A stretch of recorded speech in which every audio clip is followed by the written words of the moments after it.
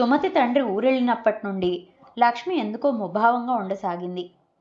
రోజు పిల్లలకు కథలు చెప్తూ భోజనం పెట్టడం, పడుకోబెట్టడం కూడా మానివేసింది. ముద్దుగా చూసుకునే జస్సుని కూడా కోప్పడుతుంది. ఏదో పని చేయబోయి ఏదో చేసేస్తుంది. ముఖం మీద నవ్వు అనేది లేదు. అమ్మ అలా ఉండటం చూసి పిల్లలకు దిగులు వేసింది. ఈ వాన్లో పాల మనిషి ఇంక రానట్లే, ఒక శారడాన్ బిళ్ళైనా ఇవ్వు, వేసుకొని పడుకుంటా. పూర్తి కథ కోసం కింద కనిపిస్తున్న ప్లే బటన్ని క్లిక్ చేసి ఫుల్ వీడియోలోకి వెళ్ళండి.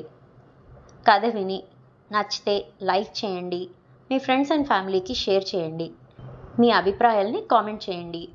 ఇలాంటి మరెన్నో మంచి మంచి కథలను ఆడియోలో వినాలనుకుంటే మా ఛానల్ని సబ్స్క్రైబ్ చేసి పక్కనున్న బెల్ ఐకాన్ని క్లిక్ చేశారనుకోండి, నేను ఇలా వీడియో పెట్టగానే అలా మీకు నోటిఫికేషన్ వస్తుంది.